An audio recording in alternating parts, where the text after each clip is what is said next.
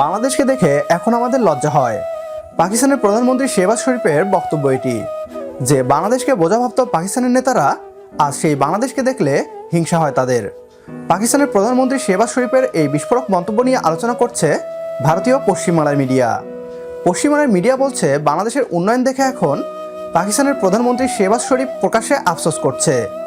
অথচ এই বাংলাদেশি যখন আলাদা হয়ে যায় তখন পাক বাহিনী পুরো পাকিস্তান জুড়ে একটা ক্যাম্পেইন চালায়। বাংলাদেশের কারণে পাকিস্তান এতদিন উন্নতি করতে পারেনি, এখন বাংলাদেশ নামের বোঝা নেমেছে, এবার পাকিস্তান উন্নত হবে। অথচ 50 বছর পর আজকের পরিস্থিতি বলে ভিন্ন কথা। বাংলাদেশের অগ্রগতি এবং শেহবাজ শরীফের বিস্ফোরক বক্তব্য নিয়ে কি বলছে ভারতীয় পশ্চিমবাংলার মিডিয়া, আসুন তা দেখি। যে বাংলাদেশ ছিল বোঝা, সেই বাংলাদেশ এখন উন্নতির পথে। বড় আফসোস ইসলামাবাদের। কেন এমন হাল? একসময়ের পাকিস্তানের অংশ বাংলাদেশের উন্নতি দেখে লজ্জিত পাকিস্তানের প্রধানমন্ত্রী সেই লজ্জার কথা সরাসরি একটা আলোচনায় সবার সামনে বলেই ফেললেন তিনি। পাকিস্তানের উন্নয়নকে তুলনা করলেন বাংলাদেশের সঙ্গে। গলায় বেশ উদ্বেগ, বলে ফেললেন এখন তিনি বাংলাদেশকে দেখে লজ্জা পান। যখন দেশটা একসময় পূর্ব পাকিস্তান নামে পরিচিত ছিল তখন পশ্চিম পাকিস্তানের বোঝা হিসেবে মনে করা হতো, অথচ এখন পাকিস্তানের থেকে বাংলাদেশের আর্থিক অবস্থা অনেক গুণ ভালো। কথায় আছে না, কাউকে কখনো ছোট করতে নেই, কারণ কে কখন কোন জায়গায় পৌঁছে যাবে আগে থেকে কিছু বলা যায় না। এটা কিন্তু সত্যি। মুক্তিযুদ্ধের সময় বাংলাদেশের যে পরিস্থিতি ছিল আর এখন যে পরিস্থিতি, তার মধ্যে আকাশ আর পাতালের পার্থক্য। অর্থনৈতিক সংকট যে নেই তা একেবারেই নয়। করোনা মহামারী থেকে শুরু করে গোটা বিশ্বে একের পর এক যুদ্ধের উত্তেজনা, যার কম বেশি এফেক্ট পড়েছে বিশ্বের প্রত্যেকটা দেশে। ডলার সংকট তো রয়েছে, সাথে মুদ্রাস্ফীতি।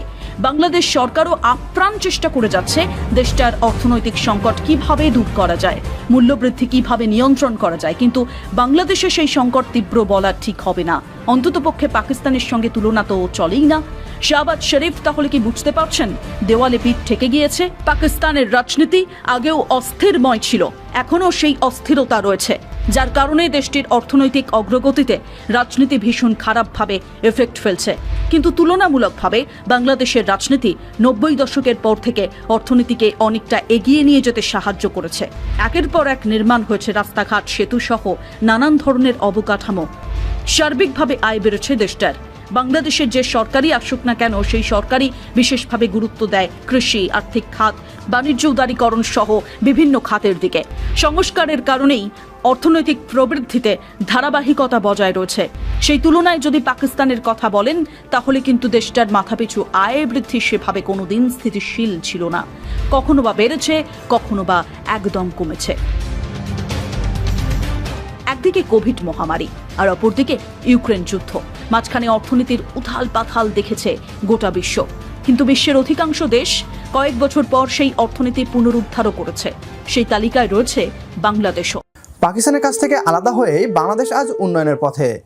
অন্যদিকে বাংলাদেশ আলাদা হওয়ার পর পাকিস্তান দিশেহারা হয়ে পথ হারিয়েছে। বাংলাদেশ প্রমাণ করে দিয়েছে বাঙালিরা বোঝা ছিল না, বরং পাকিস্তানেরই ছিল বোঝা। পাকিস্তানের প্রধানমন্ত্রীর মুখে বাংলাদেশের প্রশংসা, এটিকে কোনোভাবেই ছোট করে দেখার উপায় নেই, কোনো সন্দেহ নেই। বাংলাদেশ বর্তমানে অর্থনৈতিকভাবে কিছুটা বেকায়দায় আছে, রিজার্ভ সংকটে ঢুকছে বাংলাদেশ, তবে দ্রুতই এটি কাটিয়ে উঠবে বাংলাদেশ। বাংলাদেশের অর্থনৈতিক উন্নয়ন নিয়ে পাকিস্তানের সাবেক দুই প্রধানমন্ত্রী ইমরান খান এবং নওয়াজ শরীফও কথা বলেছে। বাংলাদেশের উন্নয়নের তারিফ করা ছাড়া যেন তাদের ভাষণ শেষই হয় না। এ নিয়ে আপনার গুরুত্বপূর্ণ মতামত কমেন্ট বক্সে জানিয়ে দিন আমাদের। সেই সাথে ভিডিও শেয়ার করে দেখার সুযোগ করে দিন আপনার বন্ধুদের।